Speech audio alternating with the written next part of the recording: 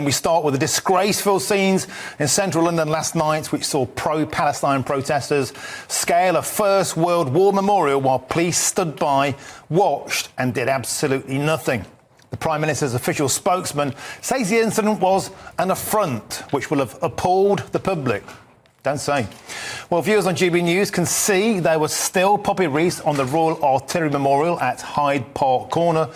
But that didn't matter to these yobs who, with police watching on, scrambled all over a sacred war memorial dedicated to almost 50,000 soldiers from the Royal Artillery who were killed during World War I. But today, the Metropolitan Police Commissioner, Sir Mark Rowley, has said the protesters weren't breaking the law. The explicit things about last night, it is not illegal to climb onto a statue. I think that might be something that government may consider, but that's for them to decide, not for me. The officer recognised that whilst it wasn't illegal, it was sort of it was unfortunately inflammatory in certain ways. The officers at the scene asked them to get down, and they did. Inflammatory in certain ways, but it wasn't enough to get him nicked, was it? And that wasn't the only disturbing incident that took place last night. Just 4 days after those infamous clashes on Armistice Day, footage posted on social media show a number of police officers running up Whitehall to protect the cenotaph.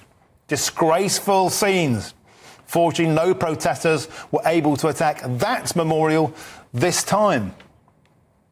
So we've heard the Met Police Commissioner say they were powerless to arrest anyone attacking the Royal Artillery Memorial. But elsewhere in London, one man who says he simply shouted "terrorists off our street" at some pro-Palestinian protesters was threatened with arrest. Take a look. So by shouting at them, you may be committing a public order offence, for which you can be arrested. I'm trying to reasonably discuss that with you. I just said I know what you want to discuss. Make sure that nothing further happens. Nothing further is going to happen. I'm on my way. I'm voicing my opinion. I'm on my way. We're going to a gig. That's it. End of story. No need for you to grab me and manhandle me and tell me you're going to arrest me. From what they're telling me, you may have committed an offence. That gives me the right to keep hold of you until I can discuss this and find out if you have committed any offences. I've committed no offence, mate. In your opinion? Yeah, my opinion. Are Hamas not a terrorist organisation? Hamas are a prescribed organisation, yeah. So terrorist sympathisers in. When you see things get free Palestine, means free Palestine of the Jews. Well, I've literally just got here, so I haven't read any of their signs, okay? If any of their signs say anything that I think is a public order offence, I'll be dealing with them as well.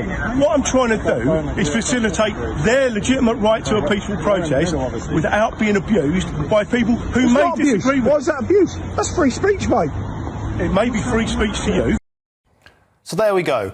And I spoke to that gentleman there. That copper sprinted 50 yards over to him and manhandled him onto the pavement for simply shouting "terrorists off our street," something which he believed was his opinion, free speech. He's seen all the videos of what people have been saying on these marches, and that was close enough to have him with a threat of an arrest. Meanwhile, down the road, all over the war memorials, coppers stood by and watched. Do you think we got to tiered policing? I think that evidence suggests we do.